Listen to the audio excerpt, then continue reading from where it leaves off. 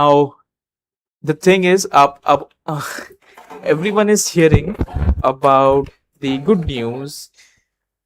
जी जो अदानी जी का केस जो था यूएसए में, उसको डिसमिस कर दिया गया है, मतलब एंड कर दिया गया है, right? However, this is bar and bench, and they have mentioned कि US court accepts Trump government proposal to dismiss the fraud charges against Gautam Adani, but terms it highly unusual. Okay, terms it highly unusual. Judge Garofius expressed concern about the manner in which the DOJ अगर आपको याद नहीं है, department of justice USA का, जो कि completely is under Trump's administration, right? जो कि हम लोग ने देखा हुआ है पहले भी। अगर आपको याद नहीं है,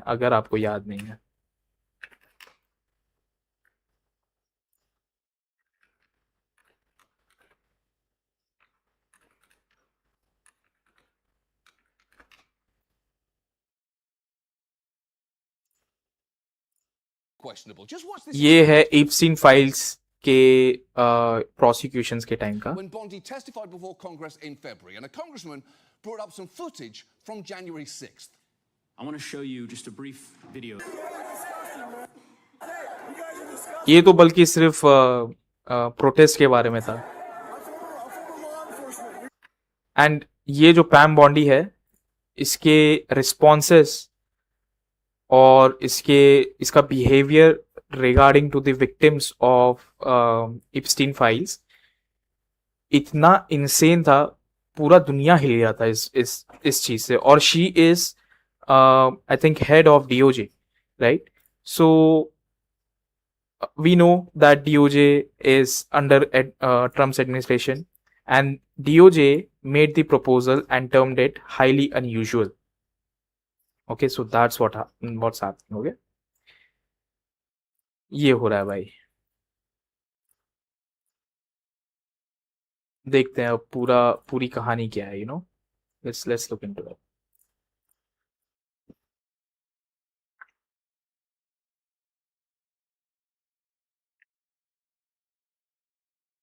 अमेरिकी जिला अदालत ने गौतम अडानी, सागर अडानी और वीनित जैन के खिलाफ प्रतिभूति धोखाधड़ी की साजिश, वायर फ्रॉड की साजिश और प्रतिभूति धोखाधड़ी के आरोपों को खारिज करने का अमेरिकी न्याय विभाग का प्रस्ताव स्वीकार कर लिया, जिससे उनके खिलाफ आपराधिक कार्यवाही समाप्त हो गई। हालांकि जज निकोलस ग्रॉफिस ने डीओजे के फैसले की प्रक्रिया को अत्यंत असामान्य बताया, क्योंकि इसमें एफबीआई, एसईसी और मामले के मूल अभियोजकों एफबीआई और एसईसी से ही नहीं आया है, क्योंकि वो लोग को ही केस दिया हुआ था और उन लोग से रिप्लाई नहीं आया, बल्कि डीओजी बोल रहा है संबंधी कथित गलत बयानी इतनी सामान्य थी कि धोखाधड़ी का आधार नहीं बन सकती। लेकिन डीओजे के अन्य तर्क, जैसे भारत में जांच से कोई गलत काम न मिलना, को अस्वीकार किया। अदालत ने कहा कि जिन 3 भारतीय फैसलों का हवाला दिया गया, उन्होंने इसके बारे में और बात करेंगे। ओके, नहीं की थी। अडानी समूह का अमेरिका में $10 अरब निवेश प्रस्ताव भी खारिज कर दिया गया और अदालत ने माना कि इससे डिसमिसल प्रभावित नहीं हुआ। 6 अन्य आरोपियों पर एफसीपीए और ऑब्स्ट्रक्शन के आरोप अभी खुले हैं। डीओजे को 31 अगस्त तक उनके डिसमिसल के पर्याप्त कारण देने हैं। ये ऐसे जज चाहिए भाई अपने को, ये निकोलस ग्रॉफिस जैसे जज चाहिए अपने को। कैसे भी ऐसे लोग तो चाहिए भाई। Okay, so let's see. अगर आपको केस के बारे में पता नहीं है तो ये एक घूसखोरी का केस था against Gautam Adani, Sagar Adani, Vineet Jain and other participated in scheme to Indian government, Indian officials को ही, इंडिया अंदर या इंडियन लोगों ने जब ब्राइब किया इंडियन गवर्नमेंट ऑफिशियल्स को। Okay, and they promised about 2000 crore rupees in bribes, and yeah, और आंध्र प्रदेश के ऑफिशियल्स को भी कहा था कुछ। so that's that. Now, why did the DOJ suddenly drop the case? The DOJ initially asked the court to dismiss the indictment against all 8 accused. Okay, The DOJ subsequently provided several reasons क्यों DOJ thinks कि ये जो case है इसको हटा देना चाहिए, is because dismiss कर देना चाहिए, is because उन लोग ने रीजंस बहुत सारे दिए, उसमें से एक ही वैलिड रीजन जो ये कोर्ट है जिसके पास ये केस चल रहा है, उन लोग को एक ही वैलिड लगा कि at at at some level valid लगा कि what Adani green energies anti bribery policy says. तो जो आपको पता है जो कोई भी कंपनी के प्रोमिसेस वाले सेक्शन होते हैं इन देयर बिजनेस डेक या एनुअल रिपोर्ट्स में, तो वो जो उसकी पॉलिसीज है और जो उसके स्टेटमेंट्स है वो ही एक एट सर्टेन पॉइंट वैलिड लगे, ओके, जो कि इस कोर्ट ने कंसिडर किए, जो रीजन दिए थे डीओजे ने for the dismissal of that case. So the court rejected that claim that India had already found no wrongdoing. This is one important. So what happened कि India में investigation हुआ ही नहीं, और जज ने ये बात पकड़ ली कि इन्वेस्टिगेशन तो कम से कम होना चाहिए था इंडियन अथॉरिटीज़ के द्वारा, बल्कि इंडियन अथॉरिटीज़ ये बोल रही है कि there is no need to investigations. So let's see. Judge Gaufferius said these decisions did not actually establish that Indian authorities had investigated the specific allegations in the US indictment. In fact, according to the judge, the documents appeared largely to represent decisions not to investigate rather than findings following an investigation that nothing improper had occurred.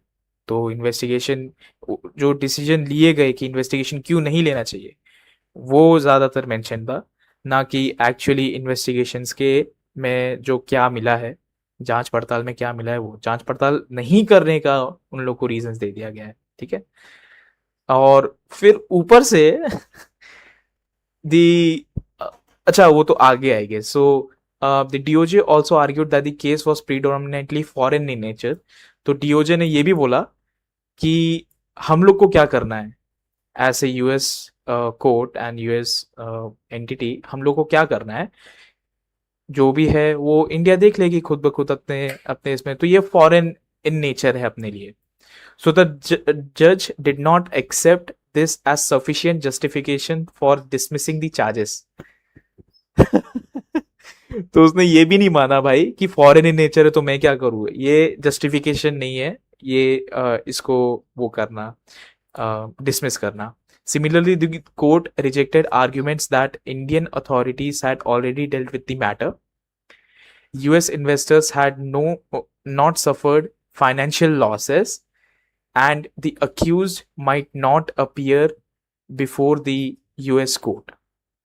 So the court was not endorsing the DOJ's entire reasoning for abandoning the prosecution. What about Adani's proposed US investments? तो अदानी ने ये भी propose किया कि US में investment करूंगा, $10 billion का investment करूंगा, एंड ये एक्चुअली कोर्ट में आया और कोर्ट में भाई ये प्रपोजल रिफ्यूज कर दिया है, रिजेक्ट कर दिया है। Okay, it says the US Attorney's Office rejected the proposal. The court ultimately accepted that the proposed investment did not influence the DOJ's decision to seek dismissal. मतलब आप समझो भाई, ये मतलब ये क्या हो रहा है, ये क्या हो रहा है, नहीं दिस जो ये कर रहा है US attorney and actually the जज, भाई ऐसे लोग चाहिए भाई अपने वो। बट ये जो अदानी यहाँ पे ट्राई किया है, what is this? I'm not sure if this again is an attempt to bribe United States with $10 billion or what? I'm not sure about that. What happened to the other accused? This is another important distinction. The court did not dismiss everything against everyone. The DOJ also wanted to dismiss the FCPA conspiracy charge against Ranjit. Yes. Those kind of stuff. Sure.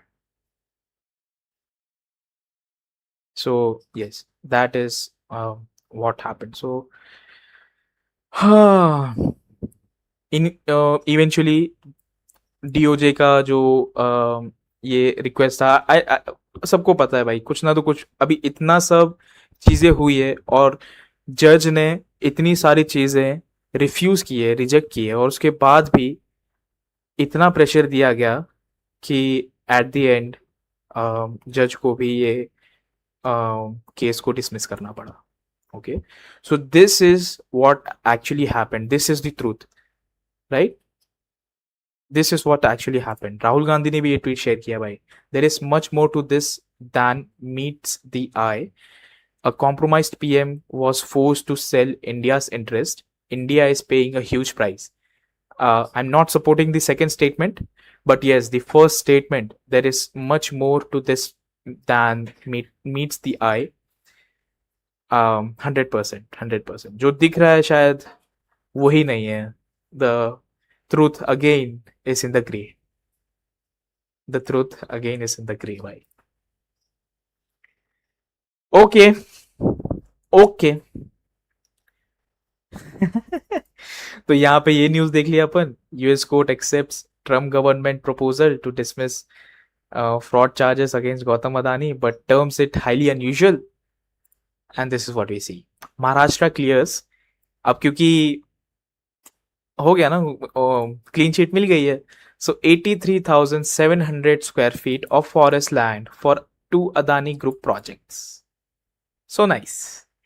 Nearly 70,000 square foot includes reserved forest and mangrove land in Raigad for Adani cementations, proposed cement terminal, another 13,800 square feet of forest land cleared for a gas pipeline in Amravati.